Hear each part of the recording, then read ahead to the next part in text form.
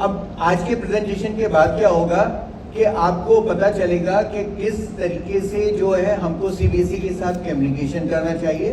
जो अनिल जैन जी ने भी आपको कहा, आजकल टेक्नोलॉजी की वजह से क्या होता है, पैसे तो लगते नहीं है, एक बार हम जो है वो मंथ का पेमेंट कर देते हैं नेट का, और 500 मेल लिखी हमने और उसको क्लिक कर दिया, तो वो एक आप उसका रिपरकशन देखिए क्या होता है। एक मेल अगर आपने मुझको लिखी तो वो मेरे पास आई और वो मेरे से रिलेटेड थी।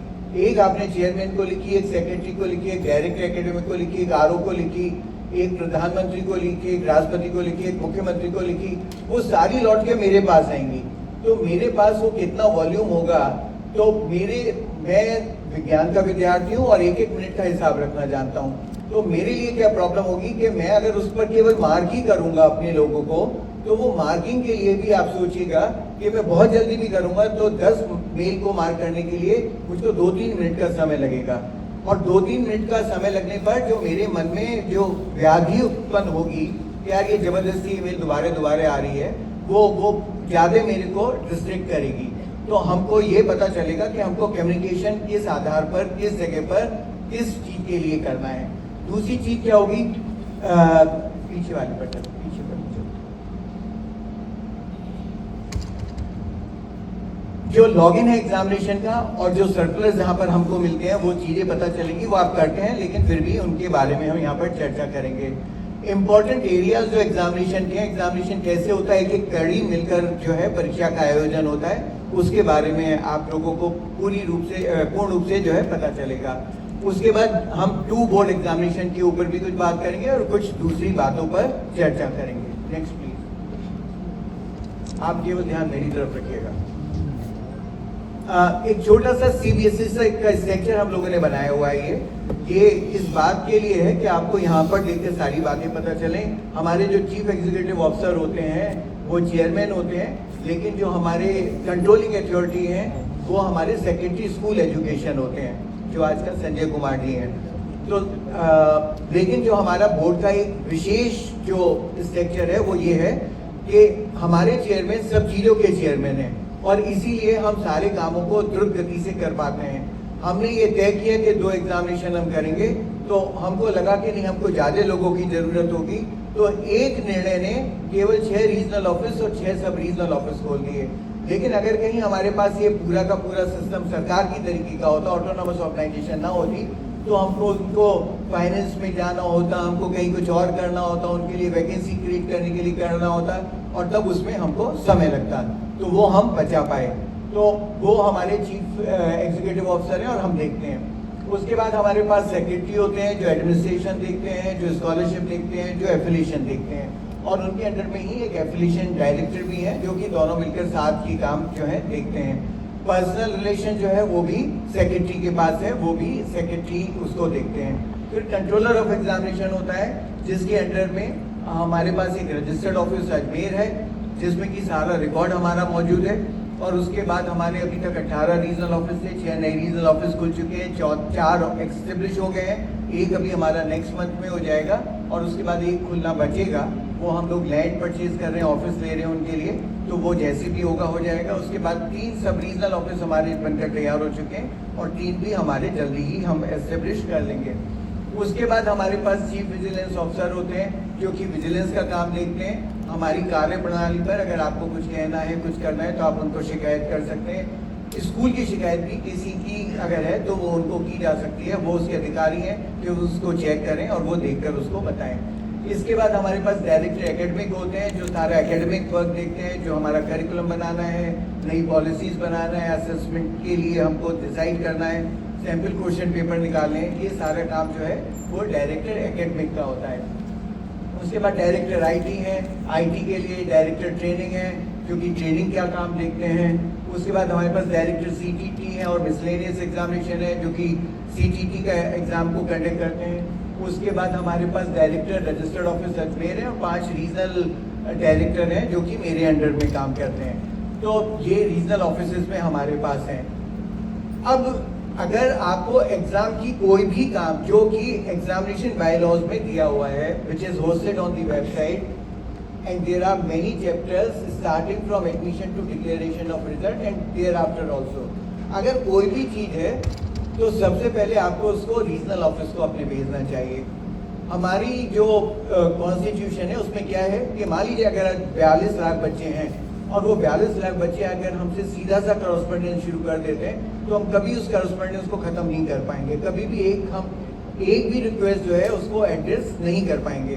तो जरूरी क्या है कि वो बच्चा जो है वो स्कूल को करेगा, स्कूल रीजनल ऑफिस को करेगा और रीजनल ऑफिस फिर हेडक्वार्टर को करेगा या मेरे को करेगा, मतलब एग्जामिनेशन की अगर बात होगी तो। इसी तरीके से अगर एफिलिएशन की बात है तो सीबीसी आपको रीजनल ऑफिस भेजने की जरूरत नहीं है, वो हेडक्वार्टर सीधा अपने आप देखता है, तो उसको आपको अपने आप वहाँ भेजनी चाहिए। एकेडमिक्स से रिलेटेड है तो एकेडमिक्स में आपको भेजनी चाहिए। जब आप ऐसा करेंगे तो हम रेस्पॉन्ड कर पाएंगे बहुत कम समय में। मेरा अपना विजन है कि मेरे को अगर कभी मौका मिलेगा या मैं जो प्रयासरत हूँ वो हूँ कि जोमेटो स्टाइल में हम आपको सर्विसेज दे पाएँ।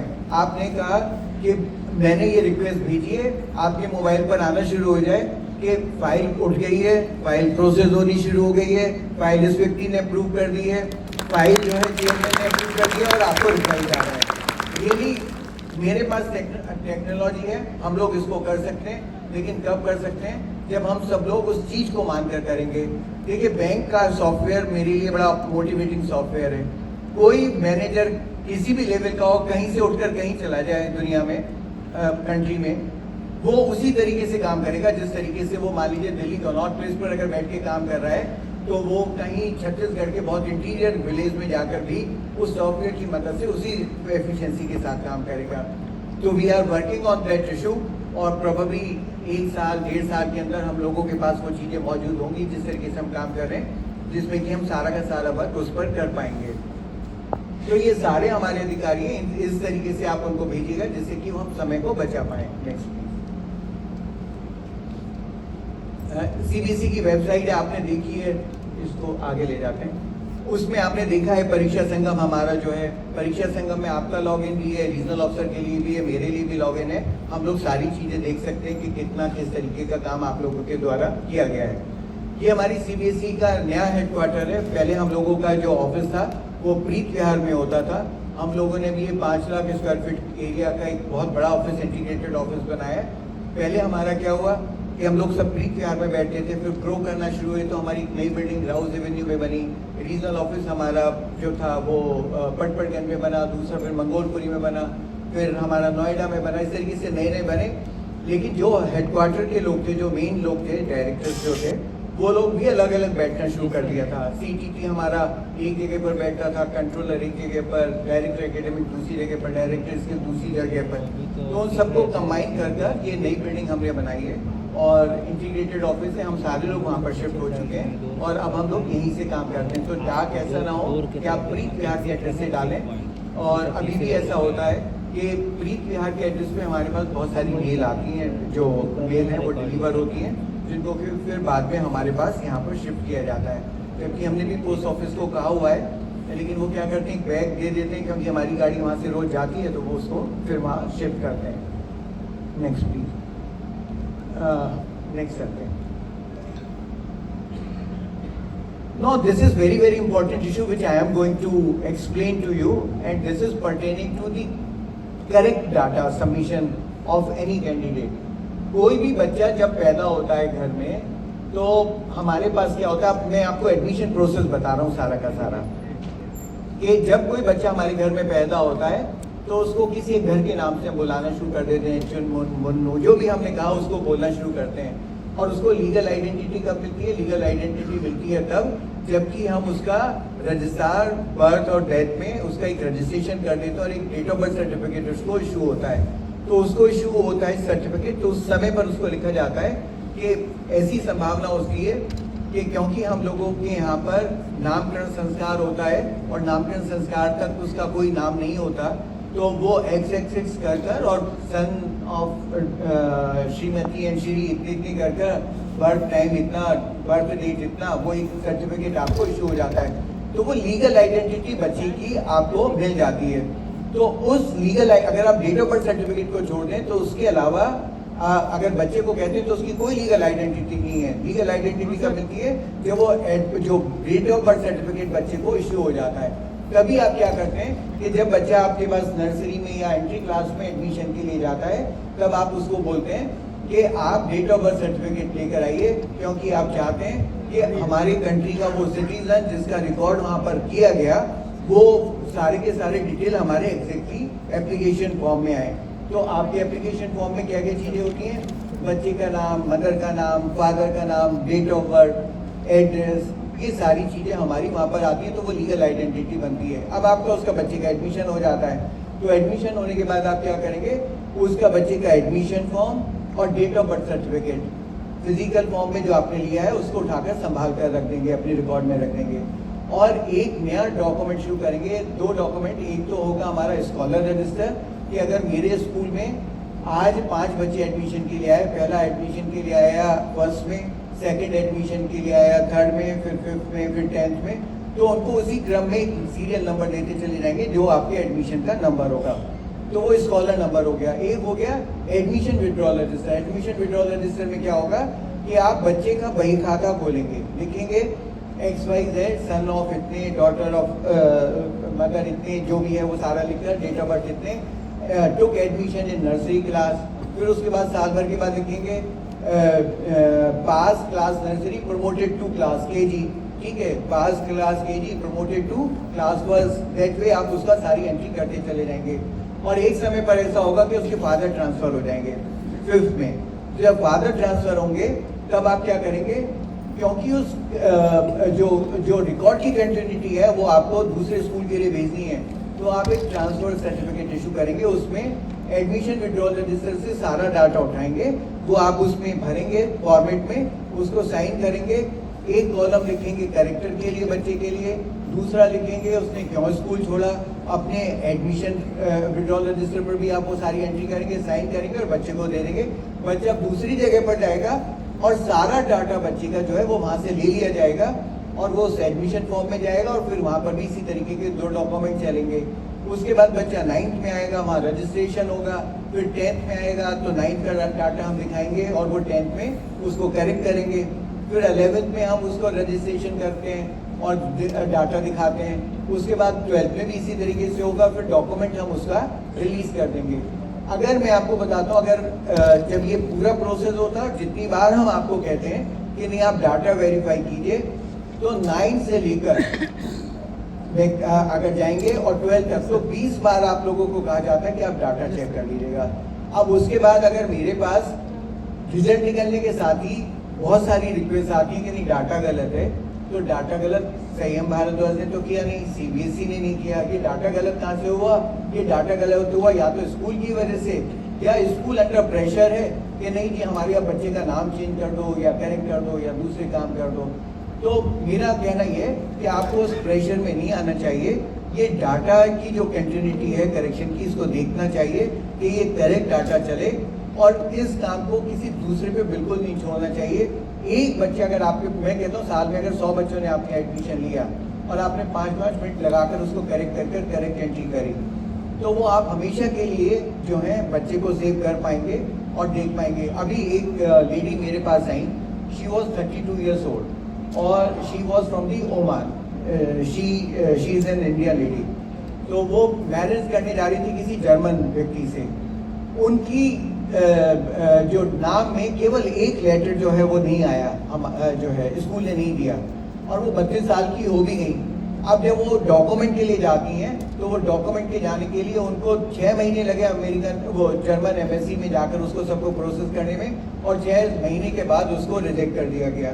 तो उनका कहना ये था, sir I am going to solemnize the marriage with one German, और मेरी 6 महीने के लिए मैरिज अब डिले हो गई। फिर ठीक है, जॉब डिले हो जाता है लोगों का, ठीक है, बहुत सारी चीज़ ऐसी होती हैं जो छोटे छोटे कारणों से डिले होती हैं। ये भी बिल्कुल सत्य है कि पेरेंट्स लोग चाहते हैं कि नहीं हम जो है वो कुछ ना कुछ गड़बड़ करते चलें, हम डेट ऑफ बर्थ सर्टिफिकेट ना दें एडमिशन के समय पे, बाद में देंगे तो डेट ऑफ बर्थ चेंज करा लेंगे।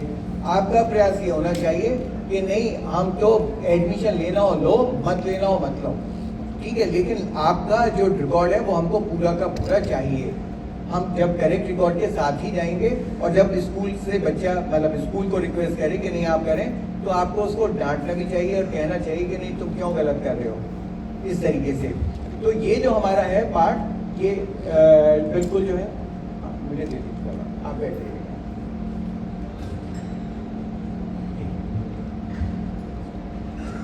तो इस तरीके से बच्चा बैठेगा, फिर हमारे यहाँ पर उसका 10th में एग्जाम होगा, उसका सर्टिफिकेट मिलेगा, 12th में होगा, सर्टिफिकेट मिलेगा और बच्चा पास आउट कर जाएगा।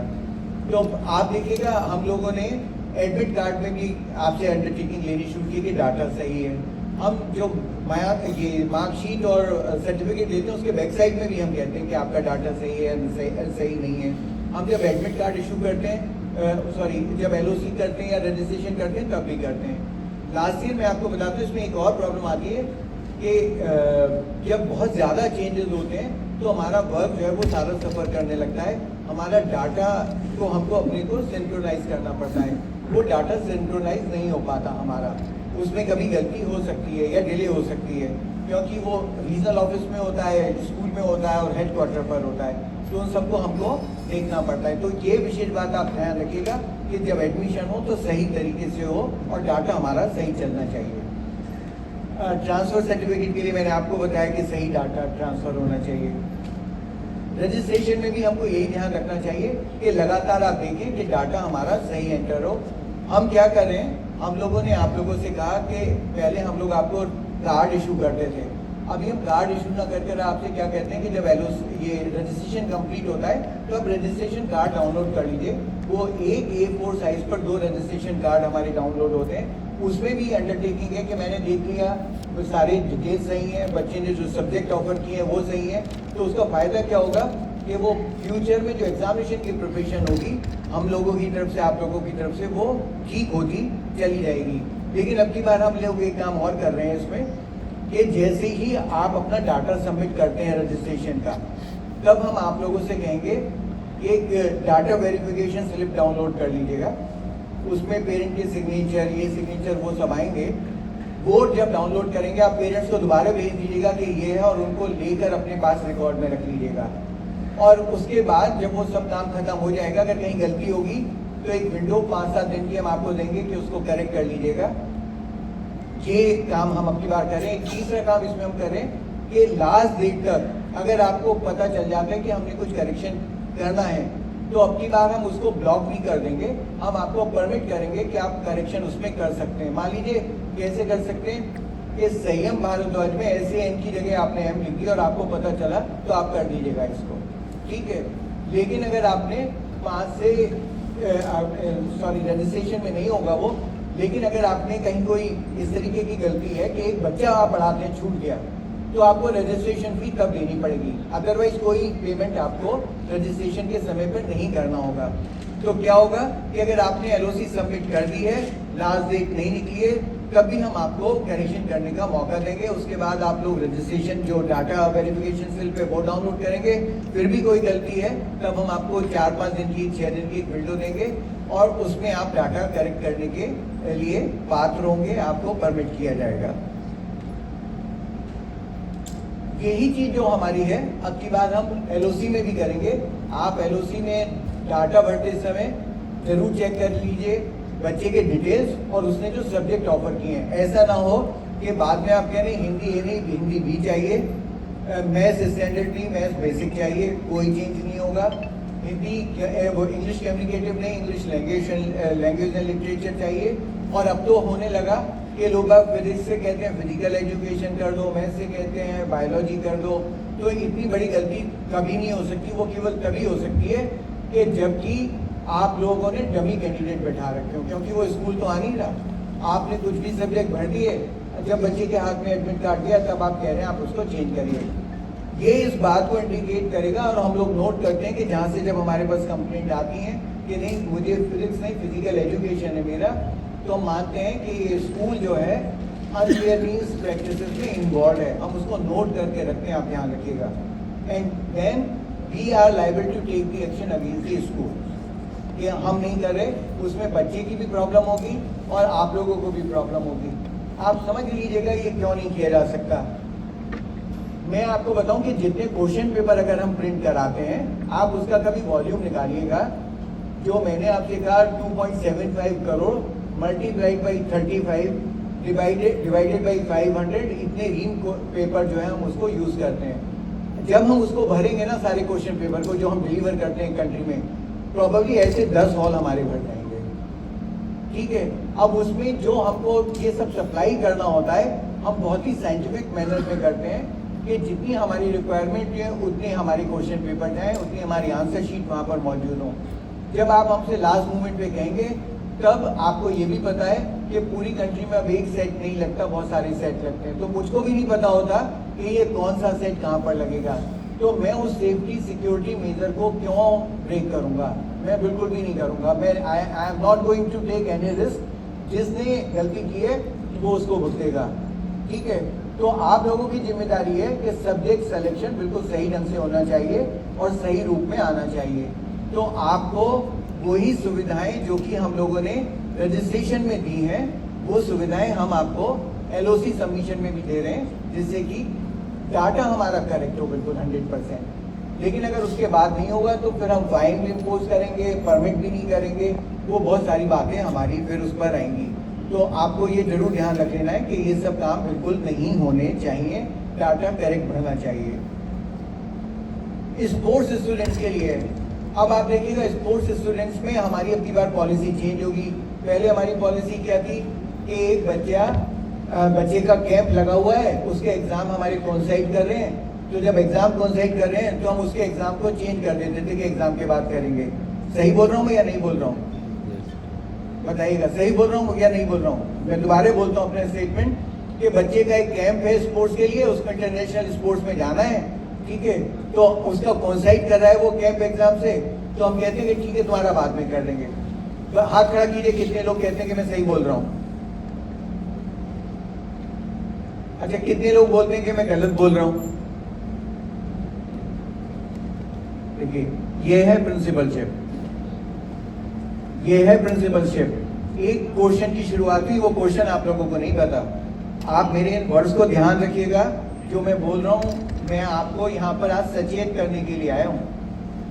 बच्चों को ही पढ़ने के लिए मत कहिएगा। आप अध्यापक अगर बने हैं तो स्वयं भी अध्यापक बने, शिक्षक छात्र बने, स्वयं भी आप पढ़ लीजिएगा, ठीक है। मैंने कहा कि स्पोर्ट्स का के लिए कैंप लगा है और उसकी ट्रेनिंग के लिए उसको जाना है, तब हम आपको एग्जाम कॉन्सेंट करा, उसका एग्जाम चेंज कराना नहीं। एग्जाम कब चेंज होगा? केवल जबकि वो जर्नी परफॉर्म कर रहा होगा या जब उसका इवेंट होगा। मान लीजिए मैं कहता हूँ 17 फरवरी को उसका मैथ्स का एग्जाम है और 17 ही फरवरी को या तो वो ट्रेवल कर रहा है उस इंटरनेशनल या नेशनल पार्टिसिपेशन के लिए या उसका इवेंट है, केवल ही 2 केस में होगा, ठीक है। अब दूसरा सवाल है कि प्रैक्टिकल्स हैं, तब चेंज करेंगे क्या हम एग्जामिनेशन की डेट? हमारा 1 जनवरी से शुरू हो रहा है प्रैक्टिकल और लगभग वो लास्ट डेट तक जा रहा है एग्जामिनेशन की, हम लोग उसका एक्सटेंड कर देते हैं। तो ऐसी कंडीशन में ये आपकी रेस्पॉन्सिबिलिटी है कि उसका एग्जाम ऊपर नीचे करके करा लें। अगर आप सारे बच्चों का एग्जाम मैं कहता हूँ 15 जनवरी से 20 जनवरी में करा रहे हैं और उसका इवेंट वहाँ पर है, तब आप उससे कहेंगे ठीक है 20 जनवरी के बाद हम रीजनल ऑफिसर से एक नई डेट ले लेते हैं, एग्जामिनर आएगा और वो एग्जामिनर आपका प्रैक्टिकल कर देगा। तो वो सारे प्रोविजंस वहाँ पर मौजूद हैं, तो वो जो प्रोविजंस हैं हमको देखने हैं। अब की बार हमारी पॉलिसी में नयापन क्या है? क्लास 10 के लिए हम क्योंकि 2 एग्जाम कंडक्ट करेंगे, तो 10 के लिए उसको कुछ नहीं करना, आप लोगों को हमको केवल इन्फॉर्म करना है कि बच्चा ये सेकंड एग्जाम में बैठेगा, क्योंकि इसका जो इवेंट है या जो जर्नी है वो हमारी एग्जाम के साथ कॉन्सेंट करिए फर्स्ट एग्जाम में, और ये बच्चा तब सेकंड एग्जाम में हम इसको परमिट करेंगे बैठने के लिए। इसकी LOC वहाँ पर दोबारा से भरी जाएगी, लेकिन ये मस्ट है कि वो फर्स्ट एग्जाम की LOC भरे। अगर फर्स्ट की एग्जाम की LOC नहीं भरी उसने तो वो हमारे लिए बच्चा नहीं है इस साल का, उसको 1 साल वेट करनी पड़ेगी, वो अगले साल जाकर ये LOC अपनी कंप्लीट कर पाएगा। हर बच्चे को, अगर 1 लाख बच्चे बैठ रहे हैं, 50 लाख बच्चे बैठ रहे हैं, उनको फर्स्ट एग्जाम की LOC कंप्लीट करना मस्ट है, एग्जाम में बैठना मस्ट है, उसके बाद ही इम्प्रूवमेंट की अपॉर्चुनिटी है। अगर कोई बच्चा 3 या 3 से ज़्यादा एग्जाम में एब्सेंट है बिकॉज ऑफ एनी रीज़न, वो बच्चा नेक्स्ट ईयर ही जाएगा, वो इस साल एग्जाम नहीं देगा। तो ऐसी कंडीशन में स्पोर्ट्स के लिए 10th के लिए आपको क्या करना है, हमको बताना है, हम उसको प्रोविजन करेंगे। 12th के लिए साई से सबसे लेकर वो जो रिकॉर्ड है वो हमको देना है और तब हम करेंगे। चाहे साई अगर हमको या जो कॉम्पिटेंट कमेटीज हैं या जो कॉम्पिटेंट ऑर्गेनाइजेशन हैं वो, या कोई आप लोगों में से अगर पॉलिसी के अगेंस्ट जाकर हमको रिक्वेस्ट करता है तो उसका रिप्लाई करने के लिए हम बाध्य नहीं है। वो सीधा सा एक लेटर मैंने आरओ से कहा है अपने कि आप बना के रखो कि आपकी रिक्वेस्ट पॉलिसी के अनुरूप नहीं है, इसलिए रिजेक्ट की गई। ठीक है, उसको प्रोसेस करने की भी जरूरत नहीं है, आप लेटर के ऊपर ही लिखो और उसका लेटर भेजो और उसकी कॉपी अपने पास लगाकर फाइल में रख लो, उठाकर एक जगह पर रख लो। तो आप जरूर देखिएगा कि ये काम जो है आपका जो स्पोर्ट्स वालों का है ये सही तरीके से करें। जितने पॉइंट मैं आपको ये बता रहा हूँ ये वो है क्योंकि हर्डल्स क्रिएट करते हैं स्मूथ कंडक्ट ऑफ एग्जामिनेशन। उसमें आप लोगों को भी परेशानी होती है, उसमें हम लोगों को भी परेशानी होती है, उसमें एग्जाम के बाद भी परेशानी होती है।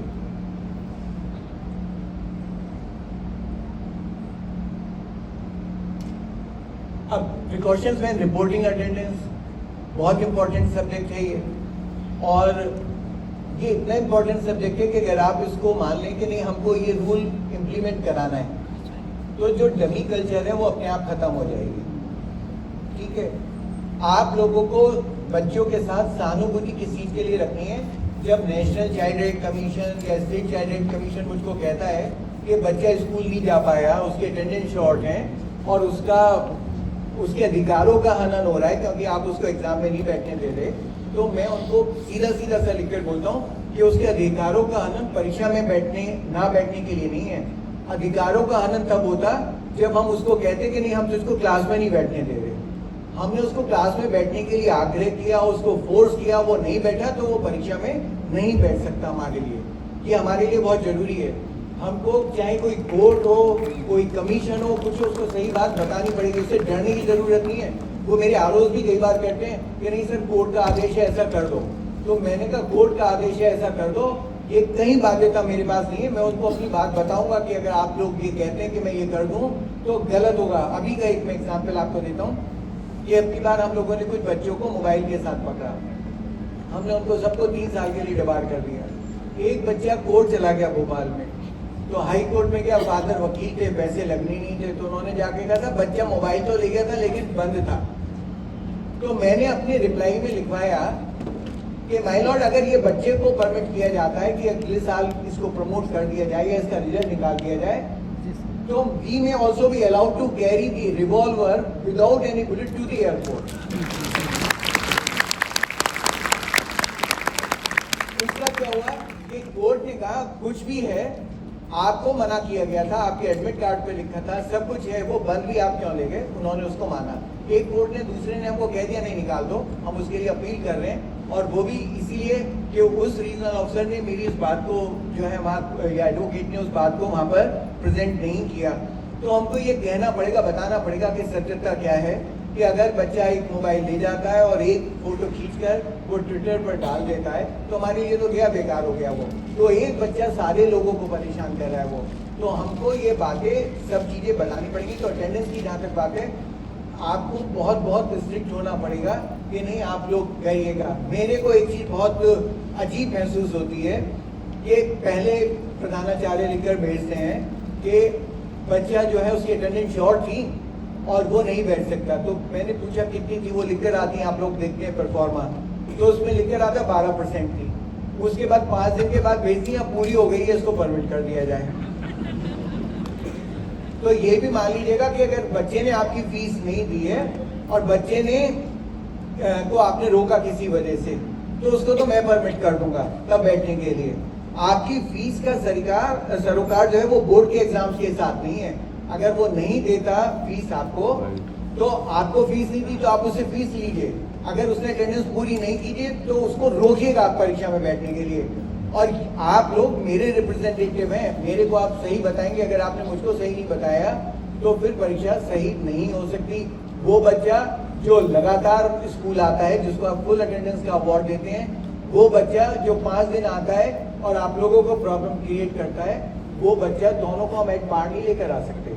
हमको उस बच्चे को देखना पड़ेगा जो हमारे स्कूल में आया है, हमको उस बच्चे को नेगेटिवली देखना पड़ेगा जो स्कूल नहीं आया। आप विश्वास मानिए, अगर बच्चे आना बंद कर देंगे तो ये temple, school is a temple of learning, ये वाला सेंटेंस खत्म हो जाएगा, डिलीट हो जाएगा ये बिल्कुल हमेशा के लिए। और तब जब ये डिलीट होगा तो आप लोगों का प्रोफेशन डिलीट होगा, ठीक है। टीचर्स का नंबर कम हो जाएगा, टीचर्स की रिक्वायरमेंट कम हो जाएगी, टीचर्स की वैल्यू कम हो जाएगी। तो आप अपनी वैल्यू को रखिएगा और मानिएगा कि उसको हमको 100% देखना है। तो आप बच्चे की attendance 31 of December of the year of the conduct of examination जो सेशन है उस पर आपको कैलकुलेट करनी है और ठीक ढंग से कैलकुलेट करनी है कि कितने दिन आपका स्कूल चला, उसमें से कितनी परसेंटेज उसकी है वो कैलकुलेट कीजिए। रोज आप अटेंडेंस लगाइए, अगर आप अटेंडेंस नहीं लगा रहे तो आप डमी स्कूल है, ठीक है। आप रोज अगर अटेंडेंस नहीं लगा रहे तो आप जो है अपनी ड्यूटीज को, रेस्पॉन्सिबिलिटीज को पूरा नहीं कर रहे। ये काम पूरे होने चाहिए और सही रिकॉर्ड ही हमारे पास आना चाहिए। हम आपसे कभी नहीं कहते कि आप किसी बच्चे का रिजल्ट एडमिट कार्ड रोकिए या अटेंडेंस शॉर्ट कीजिए, हमको बताइए। हम कहते हैं आप उन्हीं के लिए कीजिए जिनका है। अगर आपने किसी का हमको नहीं बताया और उसको परमिट कर दिया तो अभी हमने एक्शन नहीं लिया। लेकिन इलाहाबाद रीजन में ही पिछले साल एक केस में हम लोग स्कूल को डिसिप्लिन करने जा रहे हैं कि उसने स्कूल ने हमको नहीं बताया, लेकिन हम कुछ और इन्वेस्टिगेट कर रहे थे और हमको तब ये पता चला तो हमने उसको भी उसके नेगेटिव एक्शन में नोट किया और अब हम उसको डिसिप्लिनेशन की बात कर रहे हैं। सब्जेक्ट चेंज की बात है। सब्जेक्ट चेंज की वैसे अगर आप देखें तो हमारी 9th 10th एक क्लास है, 11th 12th एक क्लास है। 9th में जब हम पढ़ना शुरू करते हैं, जो सब्जेक्ट पढ़ते हैं वो बेसिक से शुरू करते हैं 0 से और 100 तक जाते हैं 10th में। मतलब तब हमारा जो कोर्स करिकुलम है वो उस पर्टिकुलर क्लास का सब्जेक्ट का पूरा होता है। इसलिए पढ़ना तो लीगली हमको 9th 10th और 11th 12th में दोनों में ही चाहिए वो सब्जेक्ट। लेकिन बच्चे के भविष्य को देखते हुए, उसके इंटरेस्ट को देखते हुए कई बार हम लोग क्या करते हैं कि हम कहते हैं कि ठीक है 11वीं में अगर नहीं पढ़ पाया, 9वीं में अगर वो नहीं कर पाया है तो 10th या 12th में हम उसका सब्जेक्ट चेंज कर देते हैं। लेकिन सब्जेक्ट चेंज करने का भी एक तरीका है और वो तरीका ये है कि उसकी एक डेट निश्चित है। कम से कम बच्चे को इतना पढ़ना जरूरी है कि वो पूरा का पूरा जो कोर्स है, करिकुलम है, वो कंप्लीट कर ले। आप लोगों ने देखा होगा पहले हम लोग कहा करते थे कि बच्चा कहीं से ट्रांसफर होकर आए और आपके स्कूल में सब्जेक्ट नहीं है तो कहते थे ठीक है अपना घर पे पढ़ लेगा और हमारे यहाँ एग्जाम में अपेयर हो जाएगा। तो पूरे स्कूल में एक बच्चा उस सब्जेक्ट में बैठ रहा है। अब हमने वो सब मना कर दिया। क्यों मना किया? कि क्योंकि अब हमारे पास कंटिन्यूअस इवैल्यूएशन हो रहा है, असेसमेंट हो रहा है उसका। जो इंटरनल असेसमेंट है वो पहली वर्किंग जो क्लास है उसकी, उससे शुरू होता है और लास्ट वर्किंग क्लास जो है कब तक होता है। तो अगर वो बच्चा आपके स्कूल में वो सब्जेक्ट ऑफर नहीं होता और वो बच्चा कहता है कि मैं घर पर बैठ के पढ़ लूंगा तो उसका इंटरनल असेसमेंट तो हुआ ही नहीं। तो उस इंटरनल असेसमेंट को मानेंगे नहीं। पहले हम प्रोराटा बेसिस पे भी करते थे, हमने वो भी खत्म कर दिया कि हमको कोई जरूरत नहीं है, बच्चा सब्जेक्ट पढ़े और वो पूरा सब्जेक्ट पढ़े। तो इसलिए उसमें हम क्या करते हैं, कहते हैं कि ये बच्चे का सब्जेक्ट एक पर्टिकुलर टाइम तक ही हम चेंज करेंगे, उसके बाद हम उसको चेंज नहीं करेंगे। तो ये सब्जेक्ट चेंज के जो शेड्यूल्स हैं ये आप लोगों को बताएं। आप एक समय तक अपने आप कर सकते हैं, उसके बाद एक बार रीजनल ऑफिसर कर सकता है, उसके बाद फिर वो पावर्स मेरे पास आती हैं कि हम लोग कर सकते हैं। तो कोशिश ये कीजिए कि वो आप वाले सेगमेंट तक ही क्लियर रहे बच्चे और उसका सब्जेक्ट वहीं पर चेंज हो, उसके बाद आप उसको फोर्स कीजिए कि नहीं आप वहीं जाइए। जबकि मैं मानता हूँ कि आप लोगों को दिक्कत होगी और उस दिक्कत का कारण ये है कि मेरा बच्चा कुछ भी नहीं जानता लेकिन मुझको उसको IIT दिल्ली में ही भेजना है, ठीक है।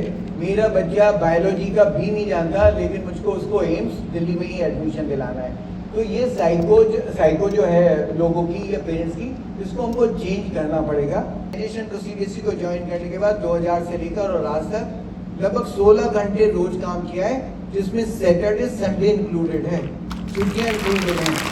तो मैं वो चीज़ें जानता हूँ कि कौन गलती कहाँ पर कर पाएगा, ठीक है, और करेगा।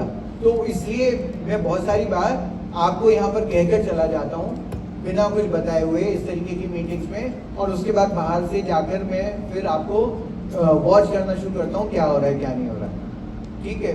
तो बहुत सारे तरीके हैं जिससे हम लोग देखते हैं। तो हम लोग शिक्षा में हैं। अगर कल मेरा स्कूल हो तो मेरा ये प्रयास होगा कि मैं इतनी अच्छी शिक्षा दूं, जो अनिल ने कहा था अभी कि हमको अपने ही स्कूल में इतना अच्छा प्रयास करना चाहिए कि हमारी कोचिंग जो है की ज़रूरत ही ख़त्म हो जाए। तो ये चीज़ बहुत बहुत इम्पोर्टेंट है। मैं आपको विश्वास दिलाता हूँ, मैं फिजिक्स हूँ, वैसे फिजिक्स छोड़े हुए मुझको बहुत समय हो गया, लेकिन एक बार ऐसी कोई बात हो रही थी अपने चेयरमैन, एक पुराने चेयरमैन के साथ, तो मैंने कहा मैं नौकरी छोड़ दूंगा और फिर पीएचडी की कोचिंग कराऊंगा, फिजिक्स पढ़ाऊंगा। तो मैं आपको कह सकता हूँ कि अगर मैं क्लास में जाकर आज भी 1 महीने 2 महीने प्रैक्टिस करूंगा, अपने फिजिक्स को पढ़ूंगा, तो मैं गारंटी ले सकता हूँ कि मैं 0 से लेकर 100 तक की फिजिक्स को पढ़ाऊंगा और उसके बाद कॉम्पिटिटिव एग्जाम की तैयारी के लिए अलग जाने की जरूरत ही नहीं है। तो आपको थोड़ा सा अपने को टीचर्स को एक्टिवेट करना होगा, स्कूल का स्वरूप चेंज करना होगा, ये इंश्योर करना होगा कि वो आपके जो हैं आपके अगेंस्ट काम कर रहे हैं कोचिंग सेंटर वाले, तो आपको इतना अच्छा देना पड़ेगा पढ़ाई के लिए कि वो जो बच्चे हैं वो आपके यहाँ पर ही रहें। तो मेरा प्रयास ये है कि अगर मैं स्कूल खोलूँगा तो इतनी मेहनत करूँगा कि वो सारे बच्चे मेरे यहाँ आए, जहाँ पूरे समय पर रहें और पूरे समय तक वो पढ़ें। ये बहुत ज़रूरी है आप लोगों के लिए। तो डायरेक्ट एडमिशन पे स्पेशली हम लोगों की नज़र रहती है, हम क्या है क्या नहीं है। ऐसी संभावना हो सकती है हम परमिट कर दें आपकी डायरेक्ट एडमिशन गलत, आप भी खुश हो रहे होंगे कि जी हमारे तो सीबीएसई से अप्रूव होकर आ गए, कोई कुछ नहीं हमको नहीं कहा। लेकिन ये मत सोचिएगा कि कब ब्लास्ट होगा, ठीक है, क्योंकि हमने तो नोट करके रख लिया, हमने बच्चे को मानते हुए कह दिया आपको कि ठीक है, लेकिन उसके बाद हम कब क्या करेंगे वो बात बहुत देखने की है। CWSN स्टूडेंट्स जो हैं मेरा विशेष लगाव है, और ये प्रॉब्लम क्या है आप सब लोग जानते हैं, आप सब लोग पढ़े लिखे हैं, आप लोग उस फील्ड में हैं जहाँ पर कि बहुत दूर तक की समस्याओं को देख पाते हैं। हमारी कंट्री में क्या हो रहा है कि वो लेडीज़ जो फैमिली वे में हैं उनको जो खाना खाने के लिए मिल रहा है, ठीक है, उनको जो एनवायरनमेंट मिल रहा है, जो उनको स्ट्रेस मिल रही है, ये पॉपुलेशन इंक्रीज करेगी ही करेगी हमारी कंट्री में भी, ठीक है। कुछ अच्छी आदतें भी हम लोगों को लगती चली जा रही हैं, वो लेडीज़ के साथ भी है कि हम लोग जो हैं during the pregnancy we will go and have the wine, status symbol है, तो बच्चे की हमको चिंता नहीं है, हमको अपने स्टेटस सिंबल की चिंता है। तो ये it should not be taken as otherwise, लेकिन इस पॉपुलेशन का ग्राफ हमारा बढ़ेगा। अब प्रॉब्लम क्या है कि इस पॉपुलेशन को कैटर करने के लिए हमारे पास जो भारत सरकार का विजन था वो NIS के रूप में था, लेकिन बिकॉज ऑफ सर्टेन रीजन वहाँ पर वो उस तरीके से परफॉर्मेंस नहीं आ पा रही। जब लोग को कंपेयर करते हैं CBSE और NIS, तो पेरेंट भी चाहते हैं कि नहीं हम CBSE में ही जाएं, जबकि हम लोग रिजिड हैं, वहाँ पर वो बहुत फ्लेक्सिबल हैं। तो हम लोगों का प्रयास ये है कि उनको बेटर से बेटर अपॉर्चुनिटी हम दें, और बेटर अपॉर्चुनिटी पढ़ाई के लिए देने के बाद या एग्जामिनेशन के लिए हम उनको दें, जिससे कि वो अपनी लाइफ में या फ्यूचर में वो बेटर परफॉर्म कर पाएँ। अब की बात जो नया है वो ये कि जो हमारा 2019 का सर्कुलर है उसमें हम कुछ चीज़ें चेंज करने का प्रयास कर रहे हैं। हम उसमें चाहते हैं कि कुछ और उनको फैसिलिटीज़ दें, लेकिन एज ऑफ नाउ जो फैसिलिटीज़ हमारी हैं वो उनके लिए वही हैं। केवल एक काम हम अपनी बात परिवर्तित कर रहे हैं कि पहले आपको ध्यान होगा LOC के बाद हम आपसे कहा करते थे कि आप इन बच्चों के डिटेल्स आप हमको दीजिए, जिससे कि वो हम इनबिल्ट करेंगे एडमिट कार्ड में, और उन बच्चों को वो सुख सुविधाएं जो सेंटर पे चाहिए ऑटोमेटिक मोड में मिलेंगी। ये जो अब की बार हमारा मोड है, ये जो पोर्टल खुलता है, ये हम अभी खोल रहे हैं। इसको LOC से लगभग 7 से 10 दिन पहले हम इसको बंद कर देंगे। इसी समय पे आपको उसको करना पड़ेगा, जिससे कि जब ये इसमें इनबिल्ट हो जाएगा तो वो बाद में हमको जो प्रोग्रामिंग करनी पड़ती है, जो हमको समय चाहिए, वो हम लोगों को मिलना शुरू हो जाएगा, बच जाएगा। तो इसमें हम 2 तरीके से काम कर रहे हैं। एक तो अभी शुरू कर रहे हैं और इसकी लास्ट डेट LOC की लास्ट डेट से पहले रख रहे हैं, जिससे कि आपको इस बच्चे की LOC भरने में भी कहीं कोई दिक्कत ना हो। LOC के पॉइंट ऑफ व्यू से मैं आपको एक चीज़ और बताऊंगा कि हमने अब की बार LOC को 2 पार्ट में डिवाइड किया है पेमेंट के पॉइंट ऑफ व्यू से। एक किया है वो पेमेंट जो कि ऑनलाइन पेमेंट से आपने किया और खटाक हमारे अकाउंट में आ गया। दूसरा है हमारा जो चालान के थ्रू करते हैं, तो चालान के थ्रू हमने उस 7 दिन पहले उसकी लास्ट डेट रखी है, जिससे कि वो 7 दिन पहले आप उसको कर लें, पेमेंट कर लें, और पेमेंट करने के बाद अगर कहीं कोई पेंडेंसी है वो पेमेंट को शिफ्ट करने में आपके बैंक से हमारे बैंक में, तो वो हो जाएगा। ये इसलिए किया है कि अब एग्ज़ाम कंप्लीट होने के बाद या एग्ज़ाम कंप्लीशन से पहले या LOC सबमिशन के ड्यूरेशन में भी बहुत बड़ी रिक्वेस्ट हमारे पास स्कूल से आती है कि साहब हमने 40 लाख रुपए फीस देनी थी, वो दे दी, और अब हमारा लेट फाइन लग रहा है, वो अकाउंट में हमारे वापस लौट कर आ गया था, ठीक है। तो आप हमको दीजिए, अब 40 लाख रुपए जब इसने फीस हमको दी 1500 रुपये के हिसाब से, जब 2000 रुपये के हिसाब से पर बच्चा वो फाइन भी देगा तो वो सम जो है वो बहुत यूज हो जाएगा। तो कई बार अगर वो लगता है कि हाँ उसकी जेन्युइन प्रॉब्लम है तो हम उसको वापस करते हैं, अन्यथा वो हम उसको वापस नहीं करते। तो हमारा प्रयास ये कि ये एप्लीकेशन हमारे पास आने ही बंद हो। अगर कहीं कोई फेलियर है तो वो फेलियर जो है उसी पर्टिकुलर समय पर आप उसको देख पाएँ और उसको एड्रेस कर पाएँ, जिससे ये सारी चीज़ें हमारी बच जाएँ। तो ये दोनों चीज़ों में हमारा होगा, रजिस्ट्रेशन में भी, LOC में भी हमारे ये दोनों पार्ट होंगे।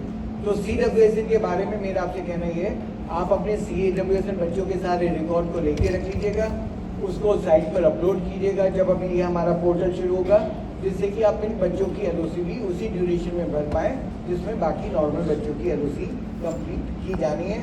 और उनको यहीं पर वो जो फैसिलिटीज़ फ्लेक्सिबिलिटीज़ मिलनी है वो यहीं पर ही उनको पता हो, जिससे कि लास्ट मोमेंट पे जाकर उनको कोई प्रॉब्लम ना हो।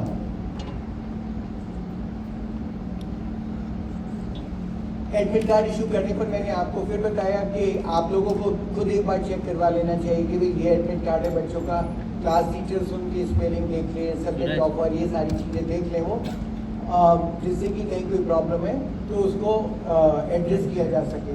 लेकिन मैं फिर कहूँगा कि उस एड्रेस को आप शिफ्ट कर दीजिएगा LOC तक ही। ऐसी कोई नौबत नहीं आनी चाहिए जहाँ पर कि आप हम लोगों से रिक्वेस्ट करें कि नहीं आप हमारे सीनियर गलती हुई इसको आप करेक्ट कर दीजिएगा। मैंने लास्ट ईयर आप लोगों ने देखा होगा कि मैं जब प्रयास करता हूँ तो पूरी तरीके से प्रयास करता हूँ। मैंने आपसे कहा कि एज प्रिंसिपल लास्ट 5 दिन में आप अपनी जिस भी अथॉरिटी को आपने LOC सबमिशन या रजिस्ट्रेशन के लिए कहा हुआ है, आप उसको पूछना शुरू कर दें कि भाई आपने LOC भर दिया नहीं भरी, रजिस्ट्रेशन कर दिया है या नहीं किया। उस बीच में LOC सबमिट स्टार्ट होने से लेकर लास्ट तक मैंने 8 सर्कुलर आपको रिमाइंडर किए कि भाई आप देख लो, आपको करेक्ट डाटा भरना है, आपको समय पे डाटा भरना है, ठीक है, LOC सबमिशन करना है। उसके बाद लास्ट 5 दिन में मैंने कहना शुरू किया आपको कि 5 दिन बचे हैं, अब 4 दिन बचे हैं, अब 3 दिन बचे हैं, अब 2 दिन बचे हैं, अब 1 दिन बचा है, अब टाइम खत्म हो गया, अब किसी के LOC ले लेंगे। उसके बाद भी स्कूल वाले व्हाट शुड आई से, मतलब बिना किसी लज्जा के मेरे सामने आके खड़े होकर जाते हैं कि कहते हैं कि साहब मेरे से LOC भरने से रह गया। तो अगर LOC भरने से रह गया और रियली में मेरे पास वो पावर हो तो मैं स्कूल को डिसेप्लेट कर दूं, हमेशा के लिए उन लोगों को ब्लैकलिस्ट कर दूं कि इनको हमारे फील्ड में होने की ज़रूरत ही नहीं है, जो कि मेरे इतने रिमाइंडर के बाद जो है वो LOC सबमिशन नहीं कर रहे। इसका मतलब ये है कि they are not the fair people, they are involve in some unethical practices. और जो मुझको पता चलता है वो यही चलता है कि उन्होंने 300 बच्चों का ठेका कहीं से लिया था, ठीक है, 50 बच्चे जो आ गए उनके फॉर्म भर दिए, बाकी के लिए उन्होंने क्लर्क से कह दिया भर देना, क्लर्क को ध्यान नहीं रहा और उसने फॉर्म नहीं भरा उनका, ठीक है। उसके बाद वो आकर हमारे पास खड़े होते हैं। तो आप मुझे बताइए ऐसा कैसे हो सकता है कि 50 बच्चों के फॉर्म भरे और 250 के आप भूल जाते हो? आपको क्लास में घुसने के बाद अपनी क्लासेस का साइज नजर नहीं आता कि मेरे कितने बच्चे हैं? आप प्रिंसिपल होने के नाते कभी एक राउंड लेते हैं दिन में या नहीं लेते हैं कि मेरे को कितनी क्लासरूम्स विजिट करने पड़ रहे हैं और जो LOC भरी गई है उतने बच्चे उसमें हैं या नहीं है? तो ये सारे इश्यूज हैं जो कि बहुत ही मतलब बहुत खतरनाक हैं।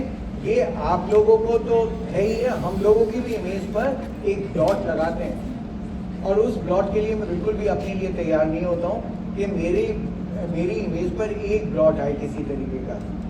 तो मैं चाहूँगा आपसे कि आप लोग क्योंकि मेरे को रिप्रेजेंट कर रहे हैं इसलिए सारे लोग बिल्कुल सही ढंग से काम करें और कहीं कोई इस तरीके की प्रॉब्लम हमारे पास राइज ना हो और आप लोग हमारे पास ना पहुँचें ये कहने के लिए कि नहीं साहब किसी तरीके से आप देख लीजिएगा, इसको हम हमारे बच्चों को एक्सेप्ट कर लीजिएगा। तो एडमिट कार्ड के समय पर भी आप उनको देखें और उनको पेरेंट्स को भी सारे के सारे समय पर दें। अटेंडेंस वाली बात को भी ध्यान रखें, अगर किसी की अटेंडेंस शॉर्ट है आप हमसे परमिशन लें और उसको एडमिट कार्ड देने की बिल्कुल ज़रूरत नहीं है। इन रेयरेस्ट ऑफ रेयर केसेस मैं आपसे कहूँगा कि ठीक है आप इशू कर दीजिएगा, क्योंकि हम लोग भी सोसाइटी में ऐसी संभावना हो सकती है कि किसी बच्चे के 2-4% ऊपर नीचे हो रही हो या किसी ने डॉक्यूमेंटेशन उस समय पर पूरा ना किया हो। लेकिन मैंने अभी भी जो सर्कुलर निकाला उसमें लिखा है कि अगर कोई बच्चा नहीं आ रहा है तो आप उसको बार बार रिमाइंड करना है, रजिस्टर्ड पोस्ट से भेजें, ईमेल भेजें कि आपका बच्चा नहीं आ रहा है, इसकी अटेंडेंस शॉर्ट हो जाएगी। ये भी बहुत अच्छी चीज़ है जो अपलोडिंग ऑफ मार्क्स है इंटरनल असेसमेंट की। जब एग्ज़ाम हो जाता है, रिजल्ट निकल जाता है, तब एक स्कूल का फ़ोन आता है कि सर मैंने 400 बच्चे स्पॉन्सर किए थे, 30 बच्चों के मार्क्स आपके सॉफ्टवेयर ने कम कर दिए, तो आप इनको करेक्ट कर दीजिएगा। अब उनसे पूछिए कि ऐसा कौन सा सॉफ्टवेयर है जिसने परमुटेशन कॉम्बिनेशन लगाया है, 400 में से 30 बच्चों का डिटेल निकाले और उनके मार्क्स कम कर दिए, बाकी के जो है उनको वैसे ही छोड़ दिया या बढ़ा दिए। तो बढ़ाने के लिए कोई नहीं आता कभी मेरे पास कि सब मेरे बच्चे के मार्क्स इंटरनल असेसमेंट में मार्क्स बढ़ गए हैं, आप इनको कम कर दो। कम वाले आते हैं कि जी इसको बढ़ा दो। तो ये पर्पस क्या है कि आपने तो रियलिटी में सही मार्क्स दिए थे उसको, जो भी रीज़न रहा हो वो आपने उसका सही असेसमेंट किया, लेकिन उसके बाद जब रिजल्ट निकला तो पता चला कि उसके 2-3 नंबर से 75% होने से रुक रहे हैं या कहीं कोई और रीज़न है। प्रिंसिपल को आकर पेरेंट ने बोलना शुरू किया। ऐसी संभावना हो सकती है कि वो शहर का कोई रसूखदार व्यक्ति हो, तो उसने कहा जी आप कैसे हैं, मेरे बच्चे को तो 3 नंबर का मैं 75% में, ये तो IIT क्या हार्वर्ड यूनिवर्सिटी जाने वाला बच्चा है और इसके 3 नंबर आप किसी तरीके से उसको दिलाइएगा। तो आपने CBSE को लिख दिया कि आपके सिस्टम में करप्शन है और इस सिस्टम को आप ठीक करिए और मेरे बच्चे के मार्क्स बढ़ाइएगा। तो आप जब बच्चे के मार्क्स अपलोड करते हैं तो देख कर करिएगा। बहुत सारे कहते हैं कि साहब ये 50 का प्रैक्टिकल था, 20 में से हमने कर दिए। अरे कमाल है, मैं गोल्ड लेने के लिए जा रहा हूँ, ठीक है, मुझे पता है 1,11,000 रुपये तोला सोना चल रहा है और मैं कहता हूँ कि एक दे दो, एक गोल्ड कॉइन 10 ग्राम का दे दो, और वो मेरे से कहता है 10,000 रुपये दे दो, मैं दे के खुशी खुशी चलाता हूँ, मुझे पता नहीं है कि मैं क्या लेकर आ रहा हूँ। तो आप साल भर जो है बच्चे का इंटरनल असेसमेंट करते हैं, उसके मार्क्स आपको बताएं और आप कहते हैं नहीं मैंने 20 में से चला दिए मार्क्स 50 की जगह, अब आप इसको करेक्ट कर दीजिएगा। और 20 में से कहते हैं कि फिर वो 20 में से 20 ही थे, 50 में से 50 कर दो इसके मार्क्स। तो हम लोग किन बच्चों के लिए करें, एक एग्जाम्पल मैं आपको देता हूँ, आप लोग भी शामिल होंगे जरूर, ऐसा नहीं हो सकता उसमें, क्योंकि उसने मेरी सोच को परिवर्तित किया। पहले एक समय ये था कि मैं मानता था कि अगर अपने स्कूल्स को मैं ये कहूँगा कि अगर कहीं ईमानदारी के लिए नोबेल प्राइज मिलना चाहिए, वो वैसे एक और व्यक्ति भी पीस प्राइज से आ रहा है तो अगर आपको मिलना चाहिए तो वो जो धारणा मेरी थी वो खत्म हुई। वो तब खत्म हुई जब कोविड में हम लोगों ने आपको एग्ज़ाम करने के लिए कहा और असेसमेंट करने के लिए कहा, तो लोगों ने उसमें स्कूल्स इन्वॉल्व हुए अनफेयरनेस एक्टिविटीज़ में और अपने बच्चों को उन्होंने नंबर बढ़ाने शुरू किए। और जब हमने नंबर देखे तो पहले 1 लाख बच्चों के जो मार्क्स सबमिट किए गए थे उसमें लगभग 50,000 के 500 नंबर आ गए थे। तो जो मेरा कहना ये था कि जो मार्क्स अपलोड होने के लिए हो रहा है कि जब हम वहाँ पर स्कूल्स के ने बच्चों को गलत मार्क्स दिए तो बच्चों ने कहना शुरू किया कि हमारे तो इतने मार्क्स आने ही नहीं थे, ये कहाँ से आ गए। और फिर उन्होंने कहा कि हमारे टीचर्स ने हमारी मदद की है। आप ये सोचिएगा कि मेरी मेज़ में कोई परेशानी नहीं हुई उनको, मेरी मेज़ तो अभी भी वही है जो पहले थी, लेकिन टीचर्स की इमेज उनकी आंखों में नीचे आई। उन्होंने कहा नहीं, इन्होंने अनफेयरनेस एक्टिविटीज़ में इन्वॉल्व किया अपने आप को और हमारे लिए मार्क्स बढ़ाए। तो आप कोई गलत काम किसी दूसरे को फ़ायदा पहुंचाने के लिए क्यों करते हैं? अगर आपको पहुंच रहे हो तब भी ठीक नज़र आता है मुझको, लेकिन वो दूसरे को प्राप्त करने के लिए, और जब आप उसको पहुंचाते हैं तो आप उस बच्चे का ध्यान रखिए जो डिजर्व करता है 100 के लिए, ठीक है, आप उसको ले जाकर 100 पे टेक देते हैं जिसके कि 100 आने नहीं चाहिए। तो ये कुछ चीज़ें आपको देखनी चाहिए कि जो सही है वो सही काम होना चाहिए। शाम की जो नींद है वो इस आराम के साथ होनी चाहिए कि मैंने आज कोई गलत काम नहीं किया या मैंने गलत काम को रोक दिया। किसी से डरने की जरूरत नहीं है। कोई भी व्यक्ति हमारे अस्तित्व को, हमारी पोजीशन को हिला नहीं सकता। अगर ये लिखा हुआ है कि आज तक एक्स व्यक्ति एक्स रहेगा तो कोई चेंज नहीं कर सकता। जब हमारा इतना प्रगाढ़ विश्वास भगवान में है तब हमको अपने पर भी विश्वास होना चाहिए कि नहीं, हम नहीं करेंगे। बहुत सारे प्रिंसिपल्स मेरे पास आते हैं और कहते हैं कि साहब ये गड़बड़ है, हम नहीं करेंगे। एक प्रिंसिपल ने मेरे को कहा कि साहब हम एडमिशन नहीं करेंगे। मैंने कहा बिल्कुल ठीक है, कोई बात नहीं है। मैंने कहा क्यों नहीं करोगे ये बताइए खाली। बोले इसको 3 बार टेस्ट दे चुके, बच्चा उस कैपेबल का है ही नहीं कि यहाँ पर आकर करेगा। मैंने पेरेंट को बुला के कहा नहीं, आपका बच्चा, आप इसको दूसरी जगह लेके जाओ, वहाँ पर लेकर एडमिट कराओ जहाँ पर कि ये बच्चा उन बच्चों के समकक्ष आ पाए, जिससे कि ये अपग्रेड हो पाए, अपडेट हो पाए, वहाँ पर लर्निंग इसकी ठीक हो। तो आपको सही को सही कहना पड़ेगा, गलत को गलत कहना पड़ेगा, उसी में फायदा है। अब आपके पास अगर कोई भी क्वेश्चन है तो बिना डरे आप मेरे को पूछ सकते हैं। विश्वास मानिए कि मेरा प्रयास ये होगा कि आपको सेटिस्फैक्टरी उत्तर मिले।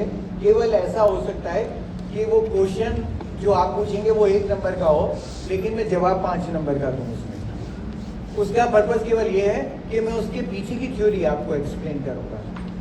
बताइएगा।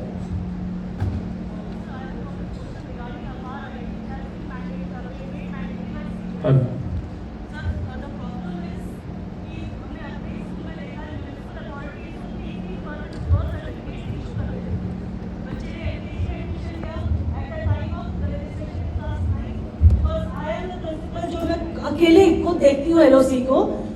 मैंने देखा कि बच्चे का बर्थ सर्टिफिकेट कुछ था, उसके हिसाब से रजिस्ट्रेशन हुआ, फिर म्युनिसिपल कॉर्पोरेशन ने एक और बर्थ सर्टिफिकेट इशू कर दिया, then an affidavit is coming.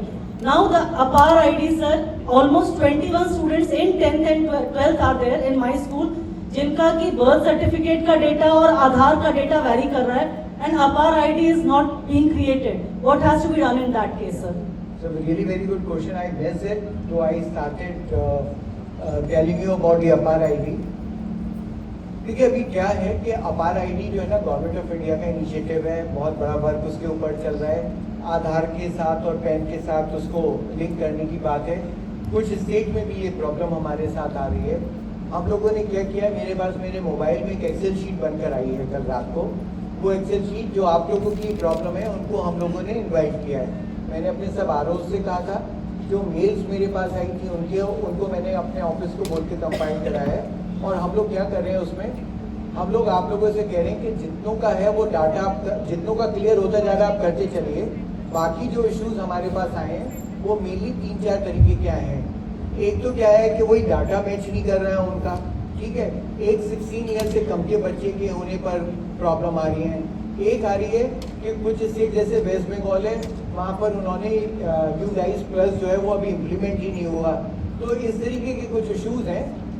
I would be having a meeting with the chairman tomorrow, and thereafter we will be meeting to the ministry officials कि हमको इस तरीके की प्रॉब्लम के लिए क्या करना है, जिससे कि हम आप लोगों को एक सॉल्यूशन दे पाएँ।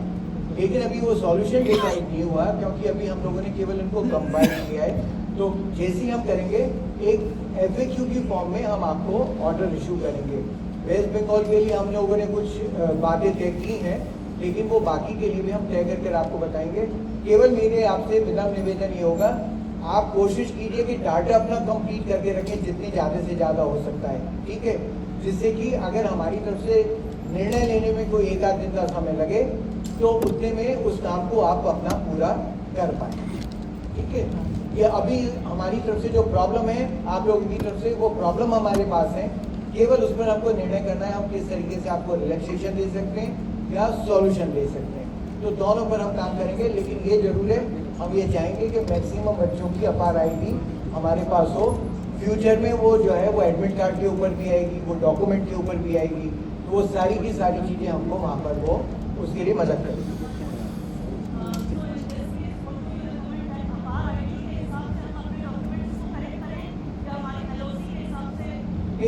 अभी तक तो जो आपके पास जो डाटा है स्कूल का डाटा, आप उसी पर चलेंगे, ठीक है। आधार जो है, वैसे जो आधार का कहना ये है कि आधार उसके नाम के लिए कोई डॉक्यूमेंट नहीं है, उसके एड्रेस का कोई डॉक्यूमेंट नहीं है, वो बायोमेट्रिक आइडेंटिफिकेशन है खाली। लेकिन सरकार क्या कह रही है कि सरकार का कहना भी है कि आधार के साथ मिलकर करेंगे और पैन के साथ मिलकर करेंगे। तो ऐसी संभावना भी हो सकती है कि अगर आपके यहाँ पर आधार में गलती है और आप आधार अथॉरिटीज को कहेंगे, तो बहुत सारी जगह पर ये भी हो रहा है कि स्कूल्स ने रिक्वेस्ट किया आधार अथॉरिटीज को, उन्होंने कैंप लगाया, एक दिन में सारी रिक्वेस्ट ली और 5वें दिन उनको अपडेट कर सारा का सारा दे दिया। नहीं हो रहा है। हाँ नहीं, यहाँ पर नहीं हो रहा होगा, कहीं प्रॉब्लम होगी तो।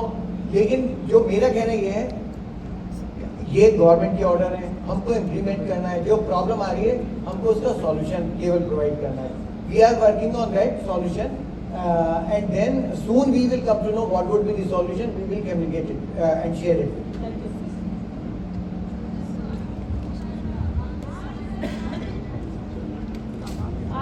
is a standard proof or birth certificate is standard proof?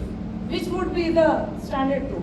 Ma'am, frankly speaking, I would say that I am not the authorized person to comment on this. But as a citizen of the country, as a responsible citizen of the country, I would say कि आज तक के आधार से आज तक के आधार पर जो हमारी आइडेंटिटी आती है वो तो डेट ऑफ बर्थ सर्टिफिकेट से आती है, लेकिन जो अभी मैम ने बताया कि 3 डेट ऑफ बर्थ सर्टिफिकेट ऐसी है, मेरे पास ऐसे केसेस हैं जहाँ पर कि 2 आधार हैं, ठीक है, मेरे पास ऐसे हैं केसेस बहुत सारे हम लोगों के पास डेट ऑफ बर्थ के, यहाँ 3 आधार कार्ड हैं, 4 डेट ऑफ बर्थ सर्टिफिकेट हैं, और हमने कोर्ट से कहा है कि हम किसको मानें। हमने ये कोर्ट से कहा है कि हम एकेडमिक अथॉरिटी हैं, हम बच्चे का एकेडमिक जो क्रेडेंशियल है उनको वेरीफाई कर रहे हैं। हम जो हैं बच्चे के नाम को, बच्चे की डेट ऑफ बर्थ को सर्टिफाई करने के लिए नहीं बने हुए। तो कोर्ट ने कहा है, कोर्ट का कहना है नहीं आप काम अच्छा करते हो इसलिए आपकी डॉक्यूमेंट को ज्यादा अहमियत देते हैं डेट ऑफ बर्थ सर्टिफिकेट की। Actually, sir, in UDAS, when we are filling it, no, the mandatory process is that you have to fill the Aadhaar number. So we are filling that Aadhaar number, and as well as we are having the even birth certificate also. So these 2 documents are very different. This is the transition period. What government is planning now that everything will be based on the Aadhaar only. So even in my opinion, date of birth certificate record will also be similar to the Aadhaar, or Aadhaar will be generated based on the document issued by the registered date and birth.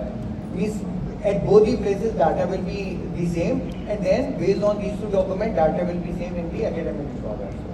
But school, what they will be preferring, Aadhaar or birth certificate?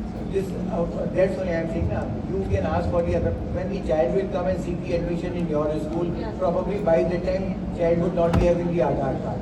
So you would be providing the admission to the child based on the date of birth certificate only. Okay, date of birth certificate only. So later on the Aadhaar will come. So what we are saying even in our record, in our circulars also registration, that record should be common in all these documents. So means prior the child is reaching to class 9, ensure that all the record is similar. The record in the voter ID card if you are having, the record in the Aadhaar, record in the record in the PAN, the record in the date of birth certificate, everywhere it should be the correct one.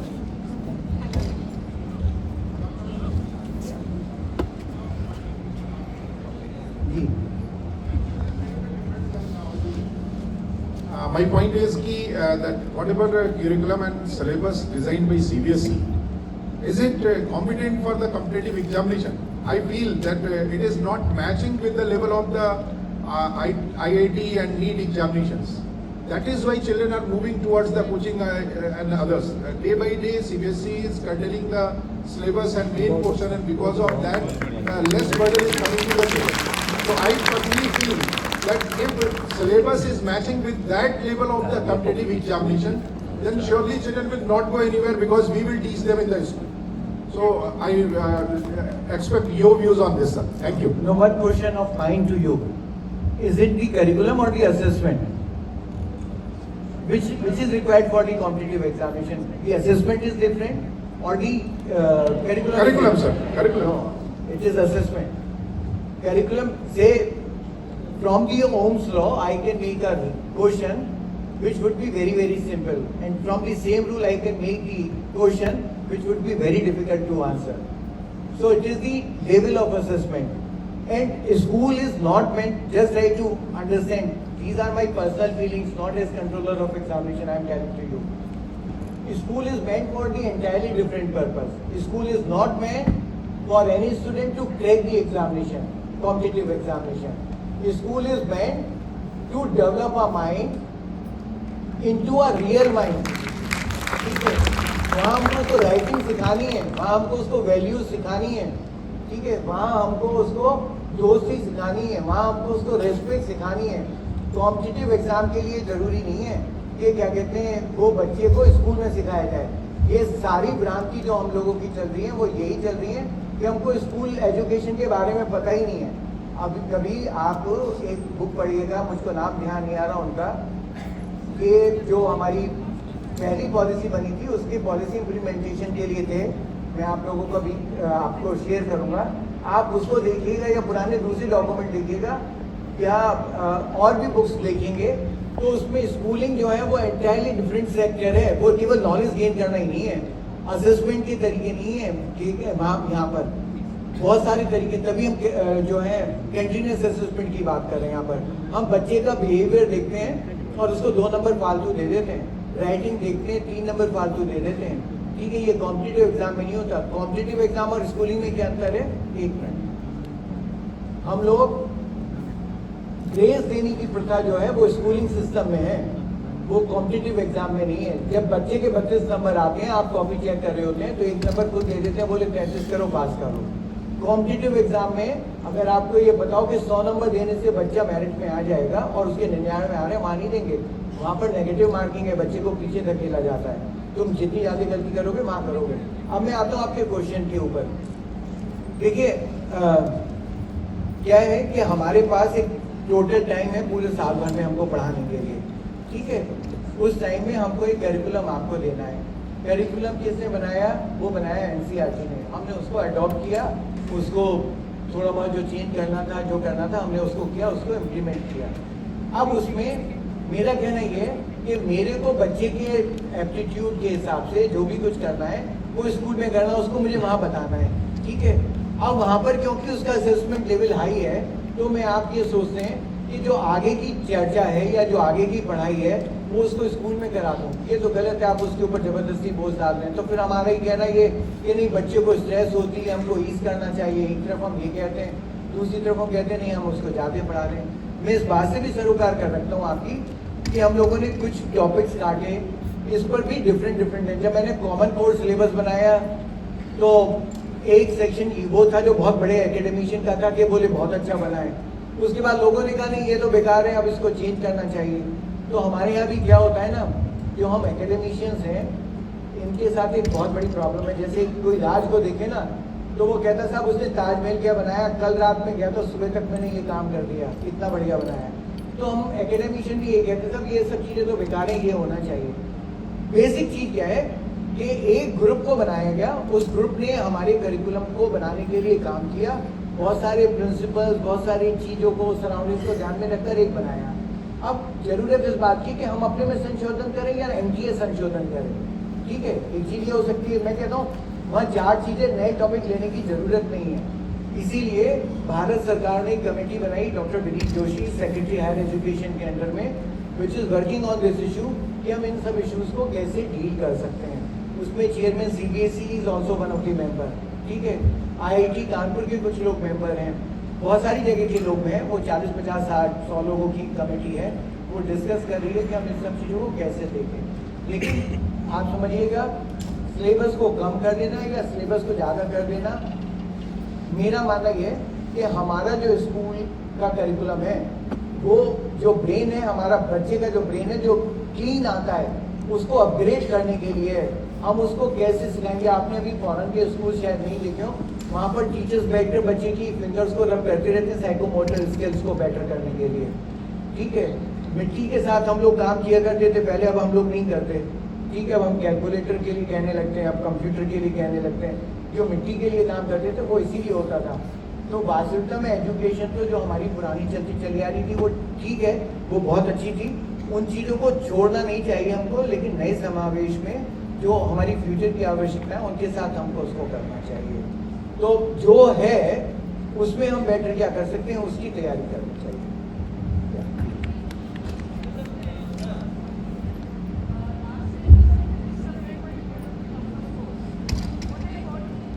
बहुत question निकली हो, बेकार question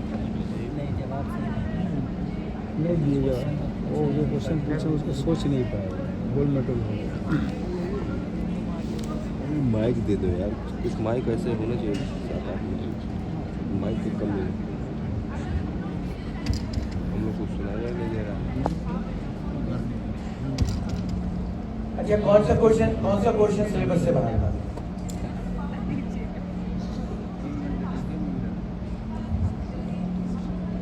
अच्छा, tough की definition दीजिएगा।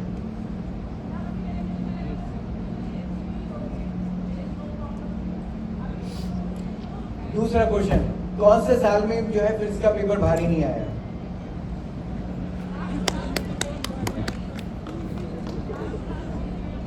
बैठा है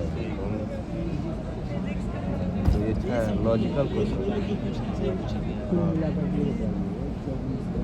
मैं आपको बताता हूँ 2000 से मैं सीबीएसई में हूँ और जिस कक्ष में आज मैं बैठता हूँ पहले 1-1.5 साल को छोड़कर, अनिल कितने दिन था मेरे में? 1 साल था, 1.5 साल। मैं 1.25 या 1.5 साल केवल अजमेर में शुरू में रहा। उसके बाद जिस कक्ष में मैं आज बैठता हूँ, जो कंट्रोलर का कक्ष है, इसी कक्ष में बैठ कर हुआ आया हूँ। ठीक है, पहले पबनी जी के साथ असिस्टेंट सेक्रेटरी रहा, डिप्टी सेक्रेटरी रहा, फिर MC शर्मा जी के साथ रहा, फिर कुछ समय बाहर रहा, लेकिन फिर इस कक्ष में आ गया मैं। मुझको उस साल का पेपर मैं आपको 2000 का देता हूँ और अब मैं 2025 का देता हूँ, 26 का नहीं मांगिएगा। तो 2025 का मैं देता हूँ और मैं सारे भी दे देता हूँ। आप हर साल देखेंगे कि पेपर का जो लेवल है ना वो कम होता है। 24 तक 25 में हमने उसको स्टैंडर्डाइज करने का प्रयास किया, इसमें कोई दो राय नहीं है। हम चाहते हैं कि हमारे जो बच्चे हैं वो बेटर परफॉर्म करना शुरू करें। अब गलती कहाँ होती है? गलती आप लोगों की अंडरस्टैंडिंग में होती है। आपकी अंडरस्टैंडिंग में गलती क्या होती है? जितने भी बच्चे आप देखेंगे फिजिक्स के लिए कि या फिजिक्स में प्रॉब्लम है या मैथ्स में प्रॉब्लम है, वो क्या है कि अधिकतर बच्चे कोचिंग के लिए जाते हैं और कोचिंग में 2 दूनी 4 कैसे आएगा वो सिखाते हैं। ठीक है, उसके स्टेप नहीं सिखाते हैं। एक एग्जाम्पल मैं आपको देता हूँ, रियल एग्जाम्पल है। हम लोगों ने पटना रीजनल ऑफिस खोला, लालू प्रसाद जी रेलवे मिनिस्टर होते थे, हमारे एक मिनिस्टर थे जो स्टेट मिनिस्टर, वो भी वहीं के थे। कि 31 बच्चे बिहार के वो IIT में क्लियर कर गए और वो सारे बच्चे हमारे यहाँ पर 12th में फेल हो गए। ठीक है, अब वो बच्चे जो हैं जब कोर्ट, उन्होंने हमारे से कहना शुरू किया, हमारे ऑफिस में तोड़ फोड़ की, आग लगाई पटना में जो हमने ऑफिस खोला था, फिर बाद में वो कोर्ट चले गए। तो ऑनरेबल जस्टिस ने ये कहा कि भाई ऐसा कैसे हो सकता है कि IIT क्लियर कर लें बच्चे और 12th में फेल हो जाए। तो उन्होंने एक कमेटी बनाई जिसमें एक अभयानंद जी थे जो DGP से रिटायर्ड हुए और ये वो व्यक्ति जिन्होंने 30+ के का जनक, जो आजकल वो मिस्टर आनंद के साथ हैं, उन्होंने वो काम शुरू किया था। उन्होंने क्योंकि अपने दोनों बच्चों को IIT में भेज दिया था अपने यहाँ पढ़ाकर, तो उन्होंने सोचा मैं बाकी की भी मदद करता हूँ। तो एज IPS ऑफिसर भी वो बच्चों की मदद करते थे। 30 बच्चे आइडेंटिफाई करते थे, 30 को भेज देते थे। तो एक तो वो हेड डाले गए कमेटी में, एक पटना यूनिवर्सिटी के मैथमेटिक्स के हेड डाले गए, एक CBSE को कहा गया कि आप अपने मैथमेटिक्स, आप कोई अपना मेंबर बनाइए। तो हमने भी DU के एक प्रोफेसर को अपना मेंबर बना दिया। इन लोगों को सारे बच्चों की आंसर बुक जो है दे दी गई, साइंस की, वो फिजिक्स, केमिस्ट्री और मैथमेटिक्स। तो अब हमको भी डर था कि यार पता नहीं क्या हुआ, किस जगह पर गई होंगी कॉपी, किसने कैसे चेक की होंगी। लेकिन हम लोगों को फिर भी अपने पे विश्वास था कि हमारी पॉलिसी इतनी स्ट्रिक्ट है कि कुछ गड़बड़ होगी तो थोड़ी बहुत ही गड़बड़ होगी, इतनी नहीं होगी कि बच्चों की हालत इतनी बुरी हो। तो उसमें रिपोर्ट सबमिट की गई और रिपोर्ट खोली गई, और जब रिपोर्ट खोलकर बताई गई तो उसमें लिखा हुआ था अभयानंद जी ने that we have gone through each and every answer book of the student. It has been observed that the marks which have been awarded to the students are as per their performance in the examination. If there is some variation, that variation is insignificant. ठीक है, तो जज ने उनसे पूछा कि भाई ऐसा कैसे है कि मतलब ये दोनों में अंतर हो गया। तो उन्होंने क्या बताया फिर, जो मैं हमेशा कहता हूँ कि हमारे यहाँ स्टेप मार्किंग होती है। 5 नंबर का क्वेश्चन है तो 5 स्टेप आपको कम से कम वो लिखते होंगे। हमारे बच्चे वो 5 स्टेप यहाँ पर लिखते ही नहीं है। वो फाइनल अगर स्टेप लिखेंगे तो वो बच्चा तो कहेगा मेरे मार्क्स, मैंने क्वेश्चन सॉल्व कर दिया, लेकिन मेरे 4 स्टेप तो मिस है, तो मेरे तो एक ही नंबर दूंगा ना, उसको एक ही पे ही नंबर दूंगा मैं। तो ऐसी कंडीशन में हो ही रहा है कि ये वो बच्चे हैं जो शोर मचाते हैं। एक तो उनको लगता है शोर मचाओ और सोशल मीडिया पे डालेंगे तो CBSE कुछ बढ़ा देगा। अरे बढ़ाकर अगर मैं तुमको 100 नंबर भी दे दूंगा तो तुम उसका करोगे क्या? ठीक है, आपकी नॉलेज लेवल तो वही रहेगा ना आपका। तो वो जो इशू है वो ये है कि वो आता ही है कि वो कोचिंग जाते हैं या 5 वो नहीं देते, वो लंबे क्वेश्चन करना नहीं जानते, उनके शुरू के क्वेश्चन सही होंगे, बाकी क्वेश्चन सही नहीं होंगे। तो केवल ये है, जहाँ तक scientific way of finding that question paper was difficult और इजी, वो क्या है कि मैं अपने पिछले साल के जब मीन मार्क्स फिर इसके निकालता हूँ, तो जब आप रिसर्च करते हैं ना, तो रिसर्च क्या करते हैं, मान लीजिए मैं इतने सारे लोग यहाँ पर बैठे हुए हैं, मैं इसमें से 10 लोगों से एक क्वेश्चन पूछता हूँ, उसका जवाब देता हूँ, तो मैं ये कहता हूँ कि इस पॉपुलेशन एक सैंपल पर मैंने काम किया, इन्होंने ये कहा, तो इतने लोग कह रहे हैं कि संयम भारद्वाज अच्छे वक्ता हैं, दूसरे कह रहे हैं कि संयम भारद्वाज अच्छे वक्ता नहीं है, या 2 लोगों ने कहा तो इतने परसेंट ये बोले, इतने परसेंट ये, मैं पूरी पॉपुलेशन का जो बेसिस है वो इस सैंपल को मान लेता हूँ। तो मेरे पास तो पूरी पॉपुलेशन का रिकॉर्ड है, तो मैं उनके मीन मार्क्स निकालता हूँ, तो मेरे मीन मार्क्स वही आ रहे हैं जो पिछले साल थे, तो डिफिकल्ट कैसे? वो डिफिकल्ट कैसे? वो कुछ उन बच्चों के लिए डिफिकल्ट होता है जो बच्चे कोचिंग में जाएंगे, शॉर्ट मेथड्स को यूज करेंगे, उनके लिए डिफिकल्ट होगा। सर एक छोटा सा क्वेश्चन सर मेरा भी। मैम इसको बाद में डिस्कस करेंगे। ये आपने देखा, मैं तो कंट्रोलर होकर आपको अभी भी एफिडेविट दे सकता हूँ कि मेरा क्वेश्चन पेपर डिफिकल्ट नहीं था। नमस्कार सर। नमस्कार। निश्चित रूप से तब से जो चर्चाएं चल रही हैं, तो एक आशा पैदा हो रही है कि आपके नेतृत्व में 2, 3, 4 साल लगेंगे, लेकिन बहुत सारी प्रॉब्लम्स का समाधान हो जाएगा। ये अब 4 साल नहीं लगने चाहिए, अब कम समय में काम ज्यादा होना चाहिए। बहुत अच्छी बात है सर। एक चीज़ कहना है जो कि आपने कह भी दिया था कि आप बहुत जल्दी एक प्लानिंग कर रहे हैं कि एडमिशन होगा तो सीधे पोर्टल पे होगा, स्कूल का नाम लिखेगा, ये बहुत अच्छा स्टेप होगा। इसके साथ साथ क्योंकि आजकल AI का दौर है और बड़ी चीज़ें आसानी से हो जा रही हैं, इसके साथ साथ एक सुझाव अगर जोड़ दिया जाए, क्यों मैं सुझाव दे रहा हूँ उसके पीछे रीजन बोल दूँ, क्योंकि मोस्टली स्कूल जो है इस समय नॉन स्कूलिंग की वजह से बहुत सफ़र कर रहे हैं और जिससे बहुत बुराइयां पैदा हो रही हैं। तो उसको दूर करने के लिए एक तो आपने कर दिया ये कि हम एडमिशन पोर्टल सीधे खोलेंगे और उस पर डायरेक्ट एडमिशन होगा, स्कूल का नाम दिखेगा लेकिन वहाँ दिखाई देगा।